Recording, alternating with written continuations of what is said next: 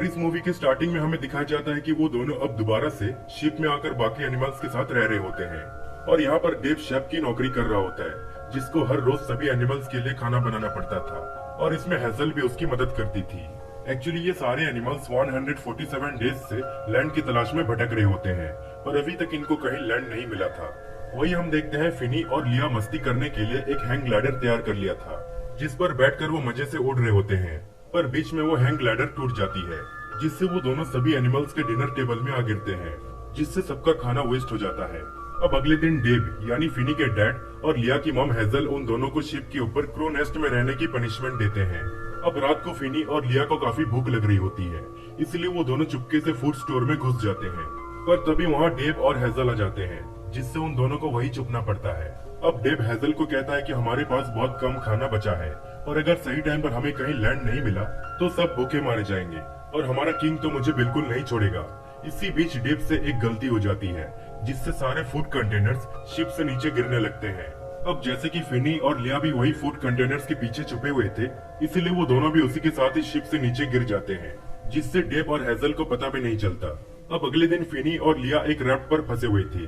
Food के लिए Finney एक फिशिंग रॉड बनाता है, लेकिन उसमें एक जेली फिश फंस जाती है, जो बात भी कर सकती थी। फिनी डिसाइड करता है कि वो उसको अपने साथ ही रखेगा। तभी उनके सामने एक बहुत बड़ा तूफान आ जाता है, जिससे वो तीनों अलग हो जाते हैं। वही डेव और हेजल तूफान की वजह से अपने बच्चों को शिप के अंदर लाने जाते हैं, लेकिन वो उस क्रो नेस्ट में देखते हैं कि उनके बच्चे वहाँ नहीं थे, बल्कि उसमें 2 पपेट्स होते हैं। वही फिनी उन दोनों को पानी में हर जगह ढूंढने में लगा हुआ था, पर तभी उसके पीछे कुछ नेस्ट्रियंस पड़ जाते हैं, जिससे वो अपनी जान बचाकर भागने लगता है। पर वो एक जगह पर पकड़ा जाता है, और जैसे ही उसकी आंख खुलती है तो वो खुद को नेस्ट्रियंस की दुनिया में पाता है। वहाँ पर उसे चिप क्लाइड मिलता है, जो फिनी को उनके क्वीन पैच के पास ले जाता है।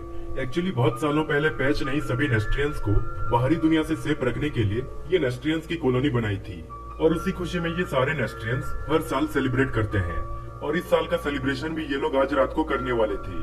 फिनी कहता है कि मुझे कोई फर्क नहीं पड़ता, मुझे बस अपने फ्रेंड्स और हमारी शिप को ढूंढना है। पर पैच उसको मना करके कहती है कि नहीं, बाहर हर जगह खतरा है और हम तुम्हें यहाँ से जाने नहीं दे सकते। अब से तुम्हें यही रहना पड़ेगा, यहाँ तुम पूरी तरह से सेफ हो। पर फिनी को ये मंजूर नहीं था, वो काफी गुस्सा हो जाता है। वही हम देखते हैं लिया और जेली फिश एक आइलैंड में आ गिरे थे, जिसके बाद वो दोनों फिनी को ढूंढने निकल जाते हैं। वही हेजल और डेव को भी पता चल चुका था कि उनके बच्चे शिप से नीचे गिर चुके हैं।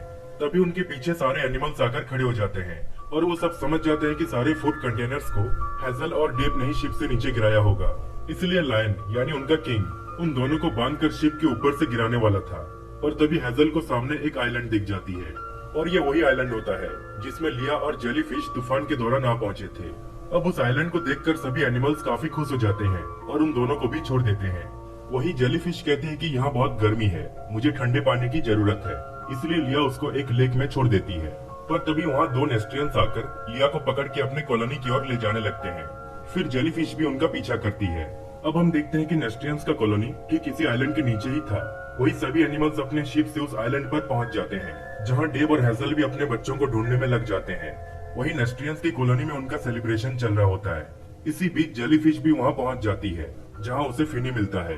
वो फिनी को बता देती है कि इन लोगों ने लिया को यहाँ कैद कर रखा है, जिससे फिनी सबसे छुपते हुए लिया को ढूंढने लग जाता है।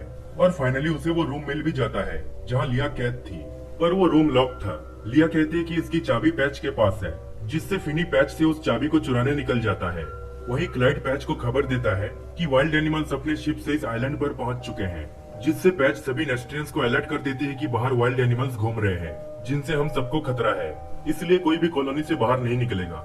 वही डेव और हेजल को जेली फिश मिल जाती है, जो उन दोनों को सब कुछ बता देती है। वही पैच जब सो रही थी तो फिनी उसके पास जाकर उससे चाबी चुराने की कोशिश करता है। उसको चाबी मिल तो जाती है, लेकिन पैच की आंख भी सही टाइम पर खुल जाती है, जिससे वो सारे गार्ड्स को अलर्ट कर देती है। और फिनी तुरंत वहाँ से भागकर लिया को उस रूम से फ्री कर देता है, जिसके बाद वो दोनों उस कॉलोनी से भागने की बहुत कोशिश करते हैं, लेकिन एक जगह पर वो गार्ड्स के द्वारा पकड़े जाते हैं, जिसके बाद 2 गार्ड्स उनको वापस कैद करने ले जा रहे होते हैं। और आगे हम देखते हैं कि वो 2 गार्ड्स और कोई नहीं बल्कि हेजल और डेव होते हैं।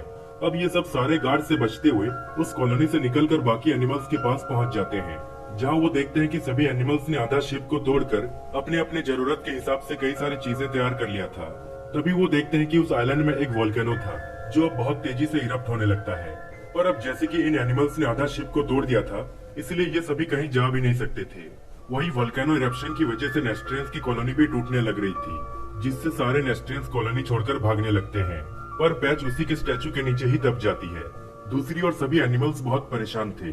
तभी उनके पास से सारे नेस्ट्रियंस गुजर रहे होते हैं, पर फिनी उनको रोककर क्लाइड को कहता है कि अगर सबको जिंदा रहना है तो हमें मिलकर शिप को रिपेयर करना होगा, जिससे क्लाइड मान जाता है और वो सब मिलकर शिप को रिपेयर करने लग जाते हैं। वही एक बेबी नेस्ट्रियन फिनी को कहती है कि पैच अभी भी कॉलोनी में फंसी हुई है, जिससे फिनी तुरंत उसको बचाने निकल जाता है। और वो जैसे ही कॉलोनी में पहुंचता है तो वो देखता है कि पैच काफी घायल हो चुकी थी और कुछ टाइम के बाद उसकी मौत भी हो जाती है। पर तभी वहाँ जेलीफिश पहुंच जाती है और अपना इलेक्ट्रिक शॉक देकर उसको दोबारा जिंदा कर देती है, जिसके बाद वो तीनों किसी तरह वहाँ से निकलकर ऊपर तो आ जाते हैं, लेकिन अब उनके चारों तरफ लावा ही लावा होते हैं। दूसरी ओर सभी एनिमल्स ने शिप को रिपेयर कर लिया था और अब वो सब वहाँ से निकलने वाले थे, लेकिन शिप में फिनी ना होने की वजह से हेजल और डेब उसको ढूंढने निकल जाते हैं। वही फिनी और वो दोनों लावा के बीचों बीच बैठे होते हैं। तभी लिया अपना हैंग लैडर लेकर वहाँ पहुंच जाती है और उन तीनों को वहाँ से बचाकर शिप की ओर ले जाती है। हेजल और डेब भी उनको देख लेते हैं। अब जैसे ही ये सब शिप में पहुंचते हैं तो सारे नेस्ट्रियंस मिलकर पूरे जोर से अपने नाक से ब्लू गैस निकालते हैं, जिससे एक हैवी प्रेशर क्रिएट हो जाता है जो शिप को पुश करके बहुत तेजी से काफी दूर तक ले जाता है। और इसी तरह ये सभी अपनी जान बचा लेते हैं। फिर काफी टाइम के बाद हम देखते हैं कि सभी नेस्ट्रियंस ने मिलकर पूरे शिप को ही अपग्रेड कर लिया था, जिसमें हर चीज अवेलेबल थी और खाने में ये लोग सी फूड्स कंज्यूम करते थे। और सभी ने डिसाइड भी कर लिया था कि वो सब हमेशा के लिए इसी शिप में ही रहेंगे, जिसमें सब काफी खुश भी होते हैं। इसी तरह सभी मिलजुल कर खुशी से रहने लगते हैं और ये मूवी यहीं पर एंड हो जाती है।